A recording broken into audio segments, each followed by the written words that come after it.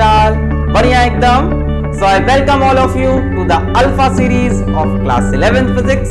और अभी हम पढ़ रहे हैं यूनिट्स एंड मेजरमेंट और आज है उसका लेक्चर नंबर 3। तो लेक्चर नंबर 3 में हम ये पढ़ेंगे कि कैसे डायमेंशनल एनालिसिस को यूज करके, डायमेंशंस पढ़ रहे हैं ना, कि कैसे डायमेंशनल एनालिसिस को यूज करके हम किसी भी फिजिकल क्वांटिटी का फॉर्मूला डिराइव कर सकते हैं।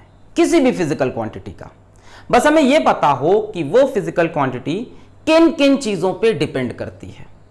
उसके बाद हम उसका फॉर्मूला मिनटों में निकाल सकते हैं यूजिंग डायमेंशनल एनालिसिस। हमें उस फिजिकल क्वांटिटी से रिलेटेड टॉपिक या चैप्टर पढ़ने की कोई जरूरत नहीं। हो सकता है हमने उसका नाम भी ना सुना हो, फिर भी डायमेंशनल एनालिसिस की हेल्प से हम उसका फॉर्मूला निकाल सकते हैं। जादू है ना, मैजिकल। तो जल्दी से कॉपी और पेन निकालो, नोट्स बनाना स्टार्ट करो। हाँ, और जो बच्चे चाहें वो हमारी वेबसाइट www.physicswalaalagpande.com पर जाकर इस लेक्चर के पीडीएफ नोट्स डाउनलोड कर सकते हैं।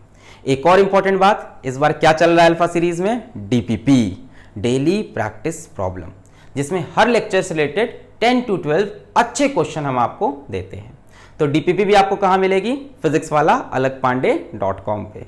उसके मेन पेज पे जाना, एक ब्लॉक मिलेगा अल्फा 11th फिजिक्स, क्लिक करना, फिर क्या मिलेगा? यूनिट्स एंड मेजरमेंट, क्लिक करना और वहां पे मिलेगी डीपीपी। तो इस लेक्चर को देखने के बाद अटेम्प्ट करना डीपीपी नंबर 3।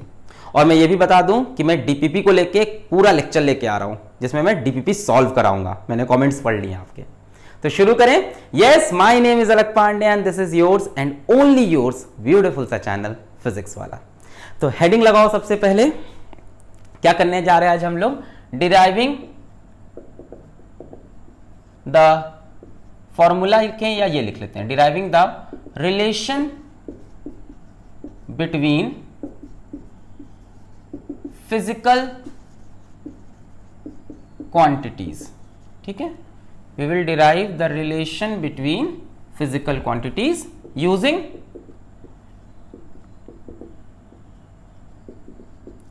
Dimensional analysis. ठीक है, डायमेंशनल एनालिसिस की हेल्प से। डायमेंशनल एनालिसिस को आप डीए भी बोल सकते हो और फिजिकल क्वांटिटी को आप पीक्यू भी बोल सकते हो। अरे ठीक है सर, कैसे होगा? कैसे किसी भी क्वांटिटी का फॉर्मूला बना लेंगे? इसको हम समझेंगे क्वेश्चन बाय क्वेश्चन।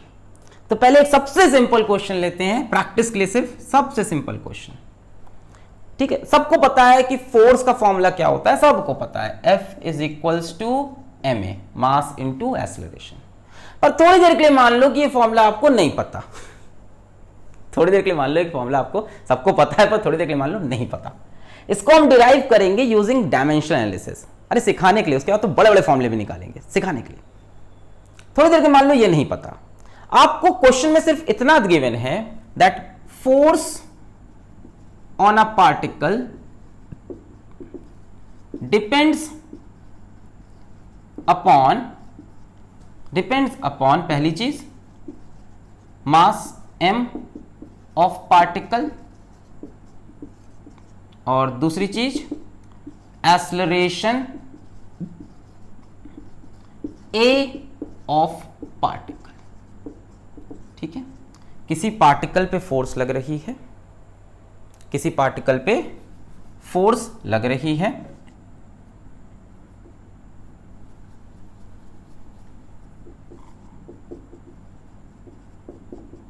किसी पार्टिकल पे फोर्स लग रही है, वो किस पे डिपेंड कर रही है? मास m पे, और एक्सेलरेशन a पे डिपेंड कर रही है।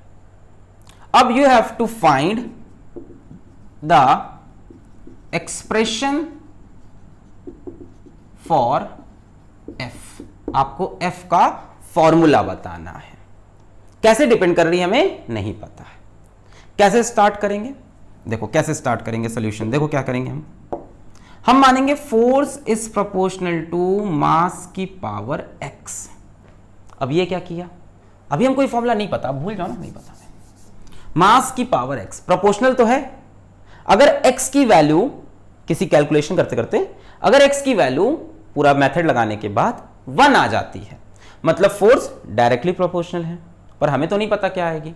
हो सकता है x की वैल्यू 2 आ जाए, यानी फोर्स मास के स्क्वायर पर प्रोपोर्शनल हो सकता है x की वैल्यू -1 आ जाए, -1 आ जाए मतलब फोर्स 1/m को प्रोपोर्शनल हो, तो अभी हमें नहीं पता है, ठीक है। इसी तरह से हम मान लेते हैं force is proportional to a की पावर y, मास पे डिपेंड कर रही है, एक्सेलरेशन पे डिपेंड कर रही, तो 1 की पावर x 1 की पावर y, यही तीसरी चीज पे डिपेंड कर रही होती तो उसकी पावर z कर लेते।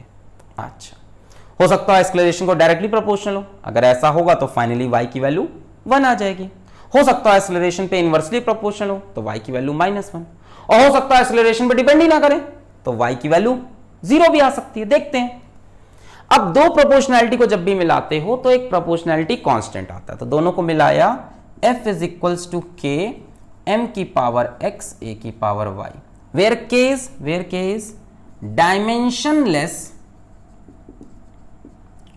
Dimensionless proportionality constant. ठीक है, ध्यान देना कि k का कोई डायमेंशन नहीं है और एक प्रोपोर्शनैलिटी कांस्टेंट है क्योंकि दो प्रोपोर्शनैलिटी को आपने मिलाया है। अच्छा, अब अगर जो एक्सप्रेशन आपने लिखा है अगर ये सही हुआ, अगर ये करेक्ट हुआ, तो क्या इसके LHS का और RHS का डायमेंशन सेम होना चाहिए? बिल्कुल होना चाहिए। तो इसके LHS और RHS का डायमेंशन अगर सेम होता है तो ये इक्वेशन करेक्ट है। हम इसी बात का इस्तेमाल करेंगे, किस बात का? That dimension of LHS must be equal to dimensions of RHS। बस ये लॉजिक यूज करेंगे और ये क्वेश्चन खट्ट से सॉल्व हो जाएगा। अगर ये इक्वेशन सही लिखी होगी तो LHS का डायमेंशन RHS का डायमेंशन सेम होना चाहिए, और इसी बात को यूज करके हम x और y की वैल्यू निकाल लेंगे। LHS में क्या है? फोर्स का डायमेंशन मेरे ख्याल से सबको पता होगा अब तक, MLT-2, कई बार बता चुके हैं हम। दूसरी चीज RHS में क्या है? मास का डायमेंशन कैपिटल M, और क्या है? एक्सेलरेशन का डायमेंशन पता है? एक्सेलरेशन की यूनिट मीटर पर सेकेंड स्क्वायर यानी L/t², तो LT-2। अभी हलवा करा रहे, अभी बढ़ेगा लेवल। एक्सेलरेशन की यूनिट मीटर पर सेकेंड L/t², LT-2। तो हम फोर्स के लिए इसको मिटा लें, dimensions of LHS equals to dimension of RHS। हाँ, तो हम फोर्स के लिए लिख लेते हैं MLT-2, इस तरफ K डायमेंशनलेस, ये तो गया। M मास का डायमेंशन M हो जाएगा, और M की पावर क्या है? X। फिर एक्सेलरेशन का डायमेंशन LT-2 की पावर Y। अब देखो, M की पावर 1, L की पावर 1, T की power -2 is equals to M की पावर X, L की पावर Y, T की पावर -2Y। अगर x और y की वैल्यू मिल जाए तो पता चल जाए फोर्स और मास और एक्सेलरेशन पे कैसे डिपेंड कर रही है। अच्छा, कैसे मिलेगी? बेसिस को कंपेयर करो, m base power 1 power x, यानी m की power 1 should be equal to m की पावर x। सेम बेसिस को कंपेयर कर दो बस, यानी x की वैल्यू मिल गई 1, लो खत्म। सेम बेसिस को l की पावर 1 l की पावर y, l की power 1 is equals to l की पावर y। अगर ये इक्वेशन करेक्ट है तो दोनों तरफ के सारे डायमेंशंस क्या निकलेंगे? सेम निकलेंगे। इसका मतलब y की वैल्यू भी 1, खत्म। और क्या चाहिए? x और y तो है, t की पावर -2, t की पावर -2y, कंपेयर कर लेना। y की वैल्यू यहां से भी 1 आ रही है, -2y इज इक्वल्स टू -2, -2 2 भी cancel, y is equals to 1 मिल गया। x और y की वैल्यू 1 है, यानी फोर्स का जो एक्सप्रेशन आएगा दैट इज k m की पावर 1 a की पावर 1। अरे सर, बड़ी चीज निकाल दी है, ये तो पता था, डायमेंशन की हेल्प से निकाला, सिर्फ डायमेंशन की हेल्प यहां पे हमने। अभी देखो मजा आएगा। अच्छा, एक लिमिटेशन है डायमेंशनल एनालिसिस का कि ये जो प्रोपोर्शनैलिटी कांस्टेंट के है इसका वैल्यू नहीं दे पाता, ये के की वैल्यू नहीं निकाल सकता, ये इसकी लिमिटेशन है। ठीक, तो एक्सपेरिमेंटली देखा गया कि के की वैल्यू 1 आई, फिर हमें पता चला F is equals to ma। पर ये एक्सपेरिमेंट वाला काम हम कर रहे हैं, आपको पता नहीं होगा, आप एग्जाम में यही छोड़ाओगे, कोई दिक्कत नहीं है। ठीक है, आ गया। करना क्या है? जिस पे डिपेंड कर रहा है उसकी पावर x, पावर y, एक और होता तो पावर z। हमें नहीं पता कैसे डिपेंड कर रहा है, हो सकता है डायरेक्टली प्रोपोर्शनल, हो सकता है इनवर्सली प्रोपोर्शनल, हो सकता है प्रोपोर्शनल ही ना हो। अगर ना होता मास प्रोपोर्शन मान लो तो x की वैल्यू 0 आ जाती, m की पावर 0, खत्म। फिर उसके बाद एक डायमेंशनलेस प्रोपोर्शनैलिटी कांस्टेंट लगाओ, उसके बाद dimension of LHS, dimension of RHS, बस उसके बाद बेस के साथ पावर कंपेयर, खत्म। चलो अगला वाला खुद से करोगे, मजा आ गया रे, हलवा है। चलो अगला खुद से करते हैं। चलो नंबर 2, क्वेश्चंस के थ्रू समझना है, मजा आ जाएगा। Time period T of a simple pendulum depends upon first length of pendulum L, second mass of bob यानी m, third acceleration due to gravity g. Find expression for t. चलो time period का expression चाहिए। हाँ, कई लोग को याद होगा t is equal to 2π/L/g। अरे इसके बाद अभी लाएंगे और नए क्वेश्चन लाएंगे, एक और कर लो हलवा। इसके बाद पक्का एक नया फॉर्मूला लेके आएंगे, सेंटीमीटर फोर्स का ले आएंगे अभी, ठीक है। उसके बाद एनर्जी इन एसएचएम लेके आएंगे, नए नए सवाल। चलो find expression for T. Pause करके एक बार खुद से ट्राई करो, एक बार करो यार, मजा आएगा। कर लिया पॉज करके ट्राई, पक्का? बहुत बढ़िया, झूठ तो नहीं बोल रहे, चला रहे थे सर हम तो। कर लो, इसमें तुम्हारा नुकसान है, मेरा क्या नुकसान है। हाँ। ऐसे स्कूल में बोलते हैं। आ जाओ तो टाइम पीरियड के लिए हम इसको इस करेंगे, इसमें तेरा घाटा मेरा कुछ नहीं जाता। चलो तो t इज प्रोपोर्शनल टू, सबसे पहले l की बात की है तो l की पावर x मान लेते हैं। t is proportional to, mass की बात की है, मास की पावर y मान लो। t is proportional to, g की बात की है, g की पावर z मान लो। अब सारे प्रोपोर्शनैलिटी को मिला दो। t is equals to k l की पावर x m की पावर y एंड g की power z, where k is a, बोलो, डायमेंशनलेस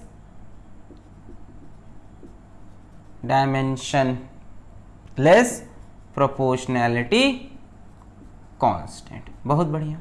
अब क्या बोलेंगे हम, dimension of LHS is equals to dimension of RHS। खत्म बात।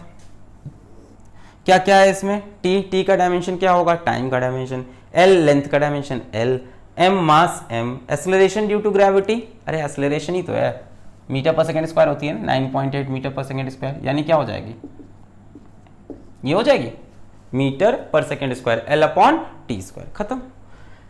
LHS का डायमेंशन, टाइम का डायमेंशन t हो गया, RHS के डायमेंशनलेस गायब, L लेंथ का डायमेंशन L की पावर x, बहुत बढ़िया। फिर क्या आया, m मास m की पावर y, बहुत बढ़िया। फिर क्या आया, g क्या है, L/t-2, एक्सेलरेशन है ना, मीटर पर second square, power z। Solve करेंगे। अच्छा इस तरफ m और l नहीं है, LHS में m और l नहीं है तो लगा दो m0 l0 t की पावर 1, हाँ, इज इक्वल्स टू, इधर m की पावर y, l की पावर x और l की पावर z, यानी x प्लस z। बोलो सही है, l की पावर x, l की पावर z, बेस सेम है, पावर ऐड हो गई। और क्या हो जाएगा, t की पावर -2z, m की पावर y, l की पावर x, l की पावर z ऐड और t की पावर -2z। अब बेस सेम करके कंपेयर कर दो, m को m से कंपेयर कर दो, m की पावर 0 और m की पावर y, यानी y इज इक्वल्स टू 0। ओहो, एक 0 आ गया, यानी किसी पे डिपेंड नहीं कर रहा है, कोई एक ऐसा भी है y 0, y किस पे लगा है, मास पे, मास पे डिपेंड नहीं करता टाइम पीरियड। अच्छा, पता था आपको। और दूसरा क्या किया जाए, फिर l को कंपेयर कर दें, t को करते हैं ना, t के साथ एक ही वेरिएबल है, तो t की power 1 is equals to t की पावर -2z, t की पावर 1 t की पावर -2z, यहाँ से 1 इज इक्वल्स टू -2z, यहाँ से z इज इक्वल्स टू -1/2 आ सकता है, +1/2, -1/2, 3/2, कुछ भी आ सकता है, कुछ गलत नहीं हुआ। अच्छा, एक t हो गया, एक m हो गया, अब क्या बचा l, l की power 0 is equals to l की पावर x प्लस z, यानी x प्लस z की वैल्यू 0, यानी x की वैल्यू -z, यानी x की वैल्यू +1/2 है कि नहीं, z है -1/2 +1, निकल आया, खत्म। लिख लो, t is equals to k l की पावर x, x कितना है 1/2, m की पावर y, y कितना है 0, g की पावर z, z कितना है -1/2 हो तो गया, यही तो है एक्सप्रेशन फाइनल। m की पावर 0 गायब कर दो, आगे बढ़ाने को आप बढ़ा सकते हो। अब आप ऐसे लिख सकते हो t is equals to k l की पावर हाफ, m की पावर 0 खत्म, g की पावर -12।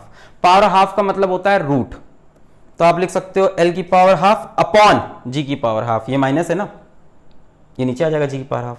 पावर हाफ मतलब होता है रूट, तो k अंडर रूट l/g।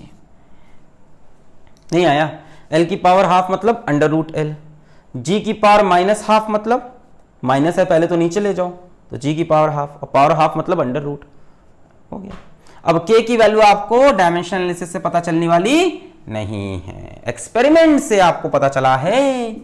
ये आपको नहीं ऐसी बता रहा मैं कि k की वैल्यू होती है 2π, फिर आपने सुन रखा होगा t is equals to 2π under root l/g, but आपको यहां तक नहीं आना, आपको सिर्फ यहां तक आना है डायमेंशन की हेल्प से। मास पे डिपेंड नहीं करता था तो पावर 0। नेक्स्ट वाला खुद से करोगे, सेंट्रीपिटल फोर्स का एक्सप्रेशन निकालना है तुमको, तैयार हो? मिटा लें?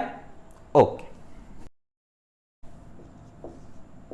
Centripetal force F acting on a particle of mass m moving in a circle of radius r with velocity v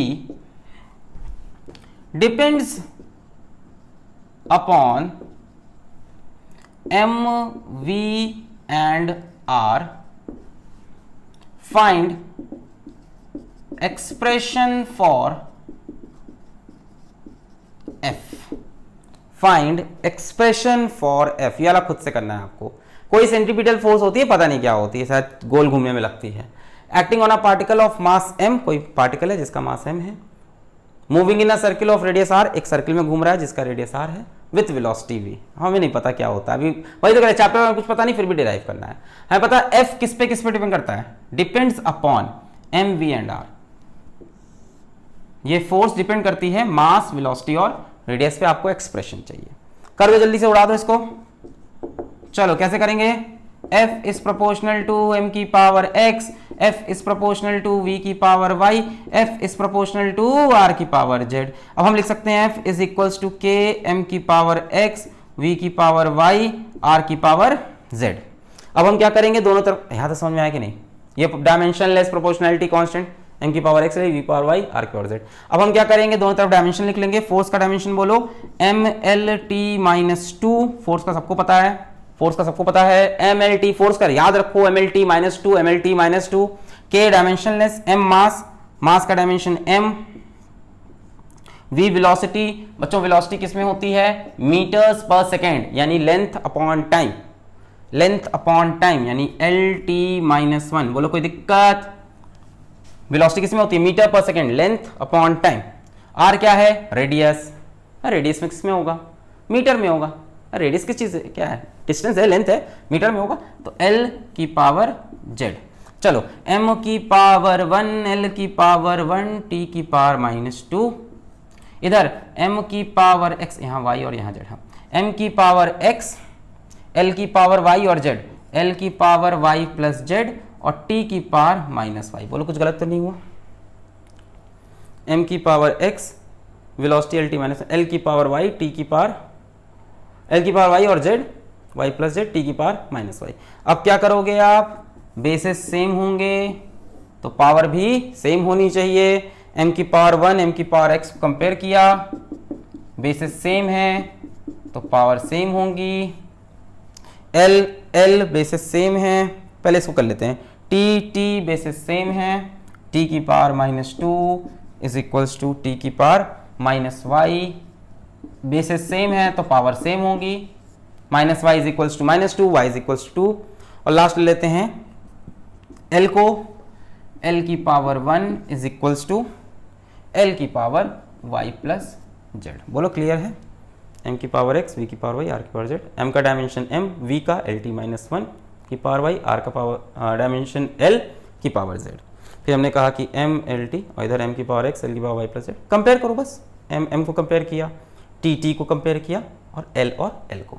यहाँ से y प्लस जेड की value 1, y is equals to 1 minus z, sorry z is equals to 1 minus y, y की value है 2, तो z is equals to 1 minus 2, यानी z की value -1। मिल गया आपको एक्सप्रेशन। क्या मिला आपको एक्सप्रेशन? फाइनली आपको क्या मिला? f is equals to k m, x की वैल्यू कितनी आई बच्चों?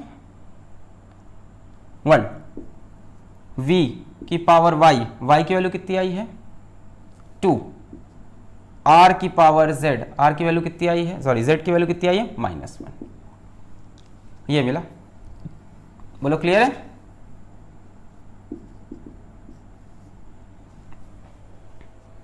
m की पावर x, x की वैल्यू 1, v की पावर y, y की वैल्यू 2, r की पावर z, z की वैल्यू -1। हलवा सवाल एकदम खत्म।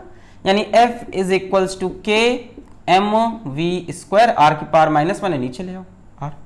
सेंटीपिटल फोर्स का फॉर्मूला बन गया mv square by r। Experimentally देखा गया k की वैल्यू 1 आ गई, तो एक्सपेरिमेंटली हमने देखा k की value 1, f is equals to mv square बटे r। बोलो आया भाई? x की वैल्यू 1 यहां रख दो, y की वैल्यू 2 यहां रख दो, z की वैल्यू -1 यहां रख दो, m v स्क्वायर, r की पावर -1 नीचे आया, ये स्क्वायर बाई r। एक्सपेरिमेंटली देखा गया। ये डायमेंशनल एनालिसिस नहीं बता सकता, लिमिटेशन है, यहीं पे आप खत्म कर दोगे सवाल। mv square by r, centimetre force का ये फॉर्मूला ही होता है। किसी भी पार्टिकल पे लगती है जो सर्कुलर मोशन कर रहा है, टुवर्ड्स द सेंटर डायरेक्टेड होती है। एक और करोगे, एनर्जी इन एसएचएम। आओ, एकदम आइडिया नहीं है, आ जाओ, हो जाएगा। क्वेश्चन नंबर 4, एनर्जी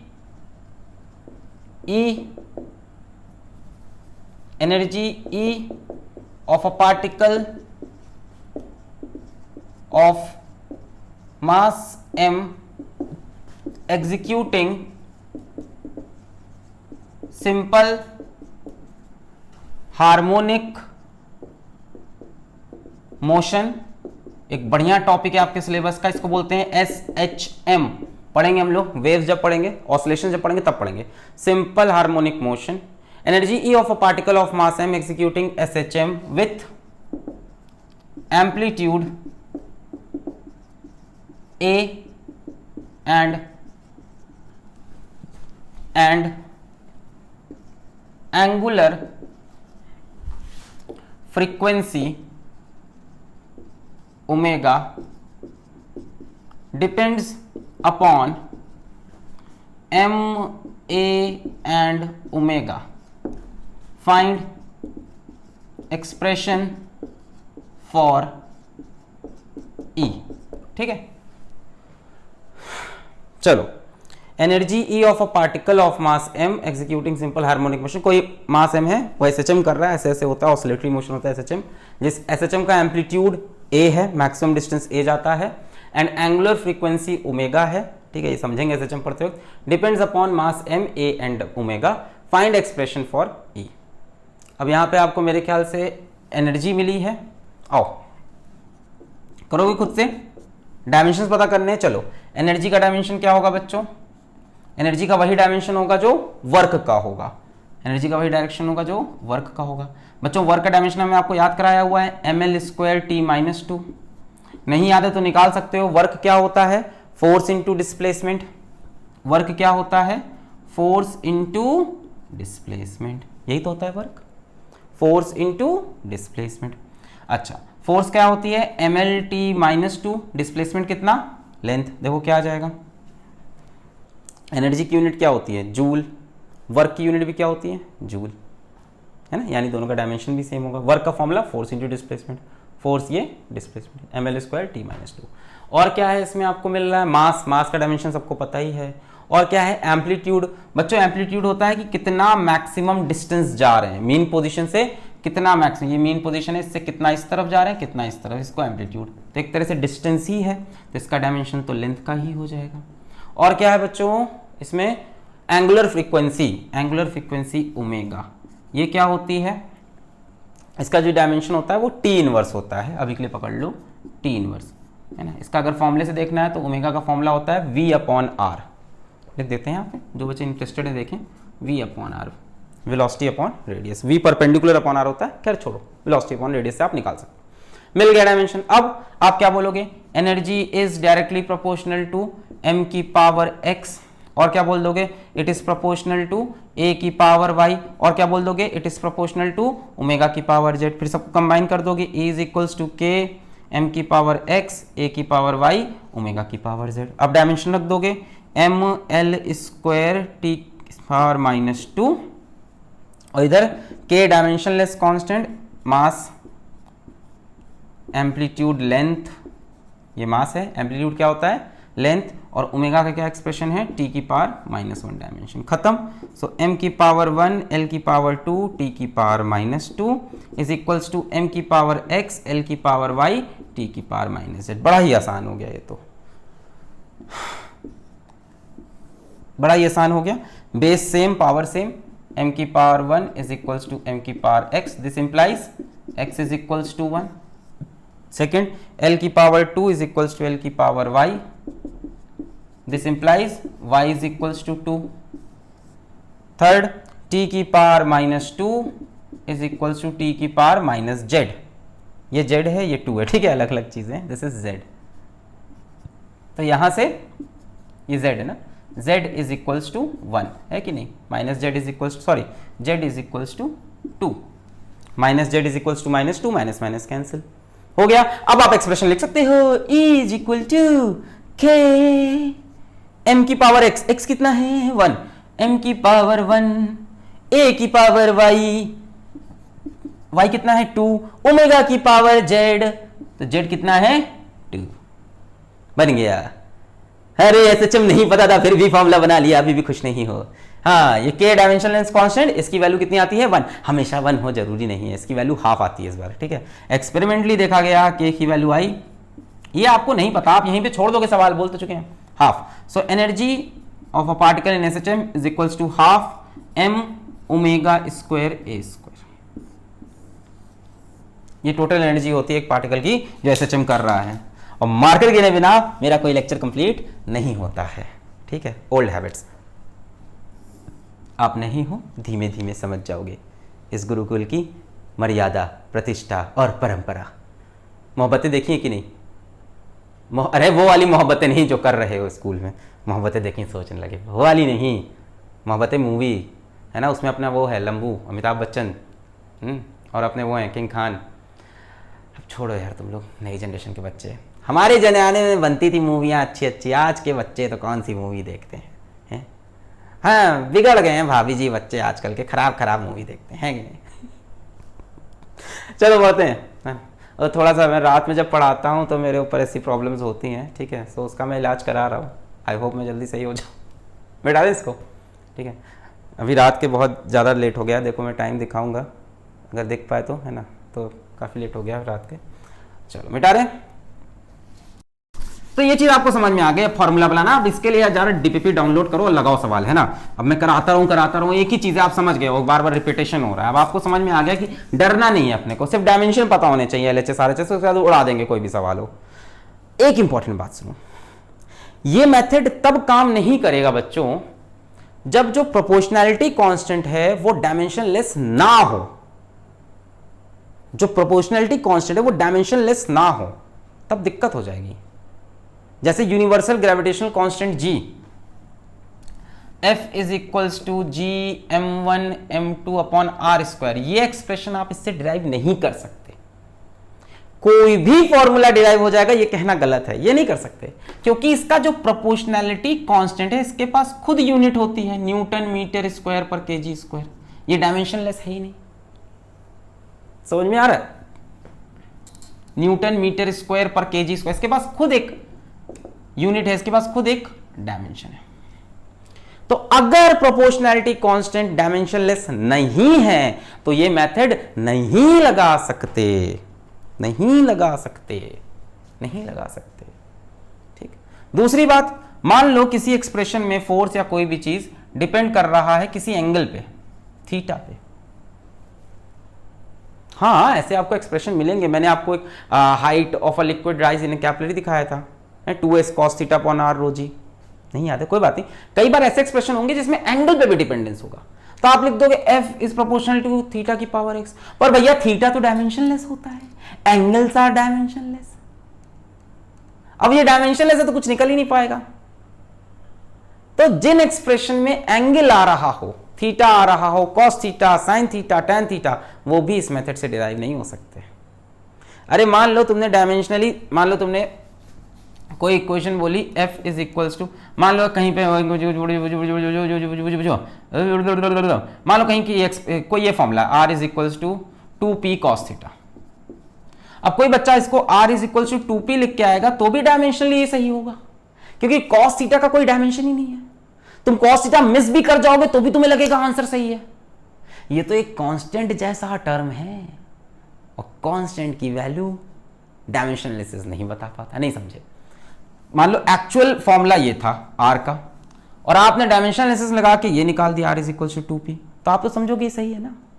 या मान लो एक्चुअल फॉर्मूला ये था डायमेंशन का, p q cos थीटा, और आप निकाल के दे रहे हो p q डायमेंशन से, क्योंकि cos थीटा तो का कोई डायमेंशन ही नहीं, तो आपको पता ही नहीं हो, तो कांस्टेंट है। थीटा की डिपेंडेंसी पता ही नहीं लगा सकते आप। तो ऐसे एक्सप्रेशन जिसमें थीटा इन्वॉल्व हो, cos theta, sin theta, tan theta, उसको आप सही डिराइव ही नहीं कर पाओगे। आप ये तो बोल दोगे कि भाई डायमेंशन चेक करोगे, पी क्यू बोल दोगे। अब आपको क्या पता उसमें cos थीटा, ये तो एक नंबर है भाई। cos थीटा की वैल्यू -1 से +1 के बीच में एक नंबर है, उसका कोई डायमेंशन ही नहीं है। इसी तरह से ऐसे एक्सप्रेशन जिसमें e की पावर कुछ x, e की पावर y, e की पावर 10 ऐसा कुछ इन्वॉल्व हो, वो भी नहीं आप बता सकते। क्यों? क्योंकि e की पावर वाली चीजें भी डायमेंशनल एक नंबर। जैसे सुनो, मान लो किसी चीज का एक्चुअल फॉर्मूला आ रहा है, हाँ मान लो ये है q is equals to q naught e की पावर -τ/RC, ऐसा कोई फॉर्मूला है। ठीक है, ऐसा कोई फॉर्मूला है, e की पावर, तुम ये ले लो e की पावर -m ले लो, चलो ऐसा कोई फॉर्मूला है। अब आप जब डायमेंशनली देखोगे तो आप लिख दोगे q is equals to q naught, आप ये निकाल पाओगे, ये भी चार्ज है, ये भी चार्ज है, तो आप बोलोगे डायमेंशन बराबर। e की पावर -m आप लगाओ कैसे, आप कैसे सोच सकते हो? हम बोलेंगे कि चार्ज क्यू है वो किसी दूसरे एक चार्ज क्यू नॉट पे डिपेंड करता है, आप सीधा ये इक्वेट कर दोगे, दोनों तरफ चार्ज का डायमेंशन खत्म। ये आपको मिलेगा ही नहीं, क्योंकि ये एक रियल नंबर है, एक वैल्यू, एक कांस्टेंट है, और कांस्टेंट के बारे में डायमेंशनल एनालिसिस आइडिया नहीं देता। cos थीटा एक वैल्यू देगा, cos 45 की वैल्यू 1/√2, cos 30 की वैल्यू √3/2, cos 60 की वैल्यू 1/2, एक वैल्यू देगा। कांस्टेंट की वैल्यू इनको पता नहीं। तो ऐसे एक्सप्रेशन जिसमें e की पावर x एक्सपोनेंशियल इन्वॉल्व हो, ऐसे एक्सप्रेशन जिसमें cos theta, sin theta, tan theta involve हो, या ऐसे एक्सप्रेशन जिसमें ऐसा कोई प्रोपोर्शनलिटी कांस्टेंट हो जिसके पास डायमेंशन हो, इन सब में ये फॉर्मूला वर्क नहीं करेगा। अभी लिखवा देंगे इसको लेक्चर के एंड में, समझा दिया अभी हमने। अब देखो एक नए तरह के सवाल दिखाते हैं आपको, जो कि एग्जाम कॉम्पिटिशन में आते हैं। एक नए तरह का सवाल, इसका एक बहुत अच्छा सवाल आपको डीपीपी में मिलेगा, जेई 2015 एडवांस में भी आया, 2016 एडवांस में भी आया। उसके लिए थोड़ी 12th की फिजिकल क्वांटिटीज लगेंगी, तो उन क्वांटिटीज का डायमेंशन आप इंटरनेट पे सर्च कर लेना। वैसे मैं डीपीपी सॉल्व कराने वाला हूँ। अब देखो एक बढ़िया क्वेश्चन आपको दिखाते हैं, एक नए तरह का सवाल दिखाते हैं। सवाल नंबर 5, नए तरह का सवाल। If force F, velocity V and time T are fundamental quantities,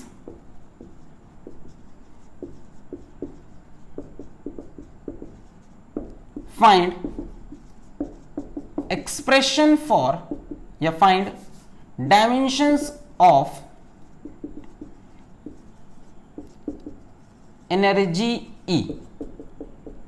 ये कह रहे हैं एनर्जी E का डायमेंशंस निकालो इन टर्म्स ऑफ, अच्छा एनर्जी E का डायमेंशन सबको पता है, mL²T-2, नहीं, ये कह रहे हैं निकालो in terms of force, velocity and time.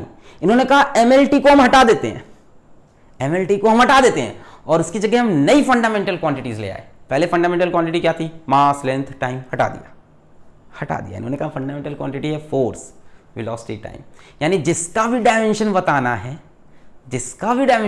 किसके टर्म्स में? फोर्स, वेलोसिटी और टाइम्स के टर्म्स। जब आप लिख रहे थे mLT-2, mL1T2, है ना, mL²T², अब उसकी जगह इस तरह से FVT, F1V²T, इस तरह से चाहिए। फंडामेंटल क्वांटिटीज क्या होती हैं हमारी, मास, लेंथ, टाइम। इन्होंने कहा हटाओ, इन्होंने कहा नई फंडामेंटल क्वांटिटी लेके आते हैं, फोर्स, वेलोसिटी, टाइम। अब जितने भी डायमेंशन निकालो फोर्स, वेलोसिटी, टाइम्स में, और उसमें उन्होंने पूछा है कि एनर्जी का क्या डायमेंशन होगा। ठीक है, ऑप्शन देते हैं, ट्राई करो जरा, इसको नए तरह का सवाल है, जरा ट्राई करो। ऑप्शन देते हैं आपको, एनर्जी का dimension F V minus one T minus one, F V T minus one, F minus one V minus one T minus one, F V T. Try करो, पॉज करके ट्राई करो, हो सकता हो बन जाए तुमसे, नए तरह का सवाल है। एनर्जी का डायमेंशन सबको पता है, ml स्क्वायर टी स्क्वायर, पर पूछ रहा है ऐसे निकालो, फोर्स, वेलोसिटी और टाइम के टर्म्स में। पॉज करके 1 2 3 4 हो गया, मैं करने जा रहा हूं, ओके। अब सुनो, कहीं ये तो नहीं कह रहा कि एनर्जी किस तरह से फोर्स, वेलोसिटी, टाइम पे डिपेंड कर रही है।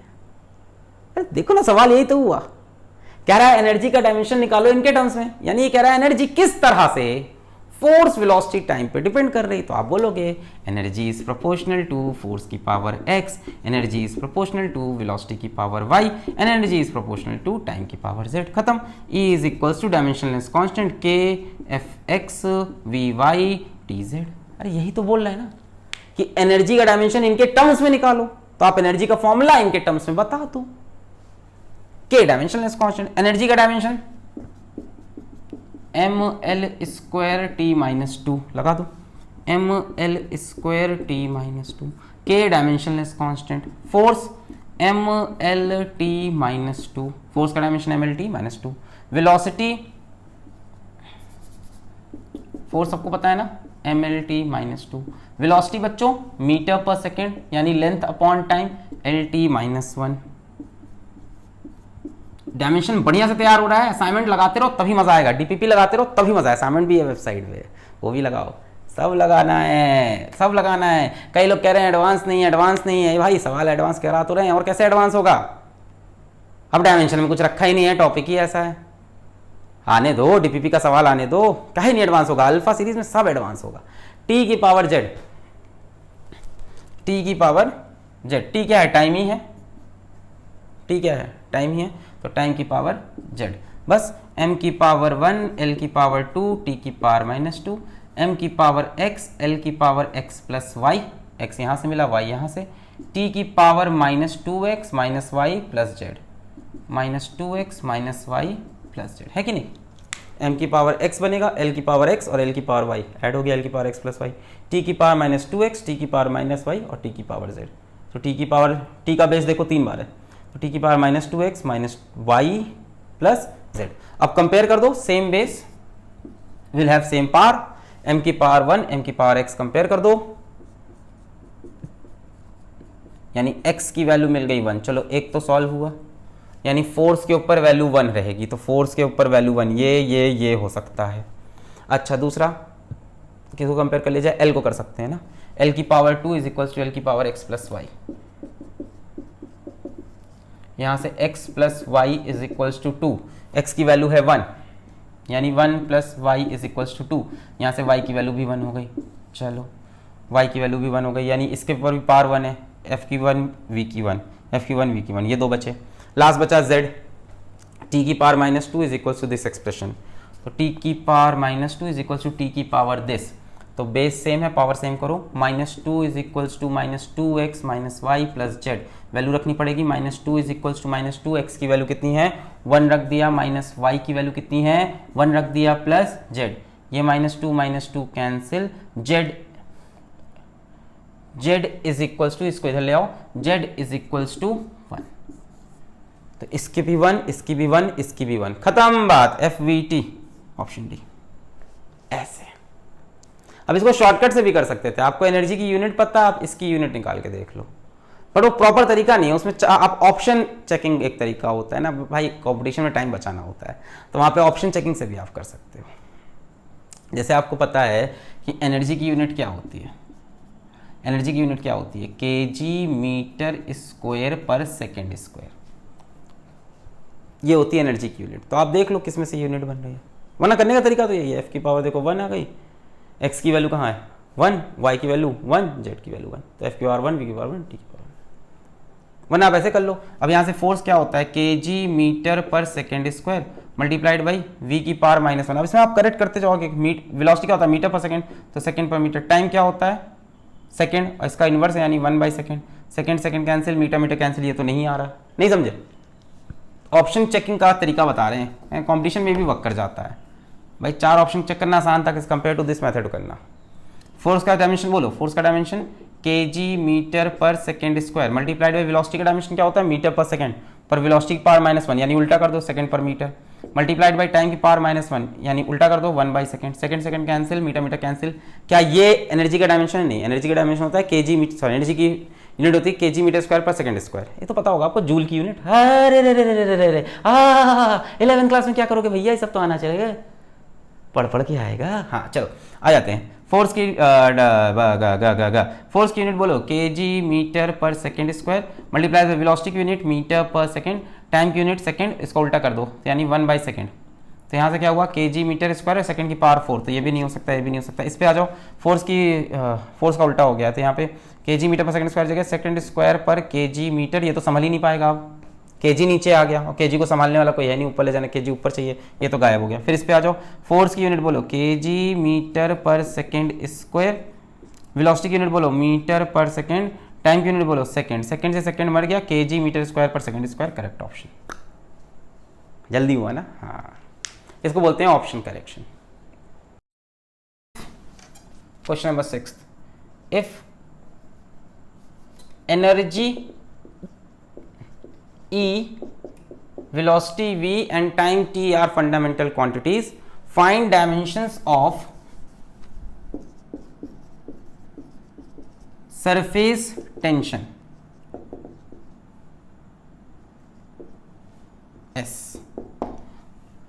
अगर एनर्जी, वेलोसिटी और टाइम को फंडामेंटल क्वांटिटी बना दिया, MLT की जगह EVT आ गया, अब सबका डायमेंशन EVT के टर्म्स में होगा, तो सरफेस टेंशन का क्या डायमेंशन होगा। सरफेस टेंशन का फॉर्मूला आपको बता देते हैं हम कम से कम, ताकि इसका आपको डायमेंशन पता हो, फोर्स पर यूनिट लेंथ। ठीक है, फोर्स होगा MLT-2, फोर्स क्या हो जाएगा MLT-2, नीचे भी L है यानी इसका डायमेंशन MT-2। तो इसको ट्राई करेंगे, खुद से करेंगे। एनर्जी का डायमेंशन ML² T², ट्राई करेंगे। ऑप्शन में दे देता हूं कम से कम, तो ऑप्शन है EVT, E की पावर -1, V की पावर -2, T की पावर -2, EV की पावर -2, T की पावर -2, EV की पावर -2, T की पावर -1। तो इसको सब लोग सॉल्व करेंगे और सही ऑप्शन कमेंट में भर देंगे, पता ही चल जाएगा किसका सही है। मैं थोड़ी देर बाद रिप्लाई भी कर दूंगा। तो इसको ट्राई करेंगे। आपको सरफेस टेंशन का एक्सप्रेशन चाहिए इन टर्म्स ऑफ, समझ गए, ई, वी और टी। ट्राई करेंगे, मिटा रहे हैं। Which bring us to last topic of dimension. यहां पे डायमेंशन हम खत्म कर रहे हैं, इसके बाद डीपीपी सॉल्व करेंगे, इसके सवाल लगाएंगे धुआंधार। Which is limitation of dimensional analysis.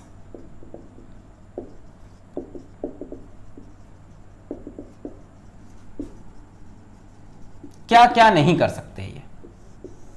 पहली चीज, cannot find value of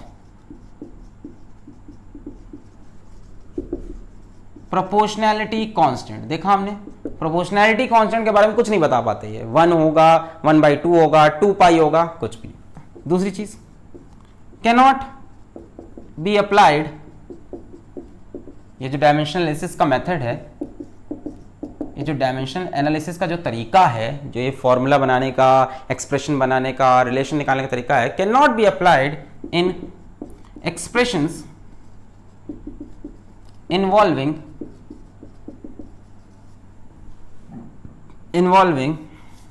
trigonometric ratios. Trigonometric ratios मतलब sine theta, cos theta etcetera, and exponential terms. नहीं अप्लाई कर सकते, मैंने बताया था। भाई किसी एक्सप्रेशन में cos थीटा लगेगा कि नहीं लगेगा ये नहीं बता पाएंगे, क्योंकि cos थीटा के पास कोई डायमेंशन नहीं है। किसी एक्सप्रेशन में e की पावर कुछ लगेगा नहीं, ये नहीं बता पाएंगे क्योंकि e की पावर के पास कोई डायमेंशन नहीं है। ये भी वही बात है, कांस्टेंट की वैल्यू नहीं पता चलेगी। तीसरी बात, can not be applied in expressions involving proportionality constant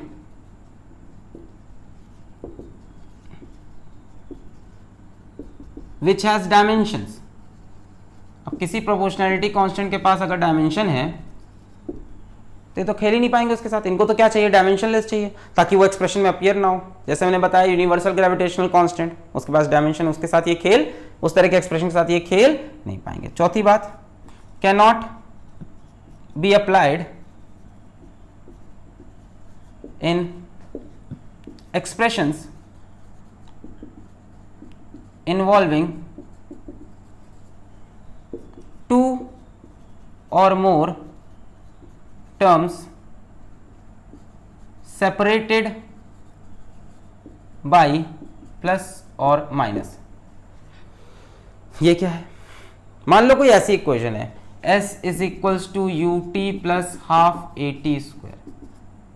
ये थोड़ी ना आप डिराइव कर पाओगे डायमेंशन एनालिसिस से। वो बोलेगा जो डिस्प्लेसमेंट है वो u पे डिपेंड करता है, t पे डिपेंड करता है, a पे डिपेंड करता है, तो आप तो एक साथ निकाल दोगे।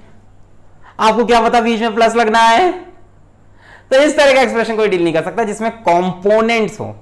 Can not be applied in expressions involving two or more terms separated by plus or minus. इसमें नहीं लगा सकते आप। मान लो आपसे कहता है जो डिस्प्लेसमेंट ऑफ अ पार्टिकल है, ये पता है ना डिस्प्लेसमेंट का इक्वेशन ऑफ मोशन है, जो डिस्प्लेसमेंट ऑफ पार्टिकल है वो इनिशियल वेलोसिटी पे डिपेंड करता है, वो टाइम पे डिपेंड करता है, वो एक्सेलरेशन पे डिपेंड करता है। ये तो होता है ना इनिशियल वेलोसिटी, ये टाइम और एक्सेलरेशन पे, पता है ना। तो हाँ ठीक है, तो आप तो ऐसे ही निकाल दो कि कुछ ना कुछ एक्सप्रेशन अलूल जलूल। आपको क्या पता कि ऐसा आने वाला है। आप निकाल दोगे इसका आंसर, या तो यूटी निकाल दोगे या तो एटी स्क्वायर। इसमें दोनों प्रोबेबिलिटी बनती है। एक्चुअल में ये जो तीन होते हैं ना, कभी एक दूसरे पे डिपेंड नहीं होने चाहिए। कैसे बताऊं इसको, तुम सॉल्व करने की कोशिश करना, एक पावर एक्स वाई जेड करके इसमें दो आंसर आ जाएंगे, एक तो यूटी आ जाएगा, एक एटी स्क्वायर, पर ये नहीं आएगा। तो ऐसे एक्सप्रेशन में नहीं लगा सकते। तो ये लिमिटेशन हो गई, can not find value of proportionality constant. उन एक्सप्रेशन में नहीं लगा सकते जहां ट्रिग्नोमेट्रिक टर्म्स हो या एक्सपोनेंशियल हो। प्रोपोर्शनैलिटी कांस्टेंट के पास डायमेंशन है तब भी नहीं यूज कर सकते, और इस तरह की इक्वेशन में अप्लाई नहीं कर सकते। तो यहां पे डायमेंशनल एनालिसिस होता है समाप्त। अब आप तीनों डीपीपी लगा लो, इसके बाद लेते हैं इसके सवाल, और इसके बाद हम करने वाले हैं सिग्निफिकेंट फिगर्स। तो पढ़ाई करते रहो। All the very best.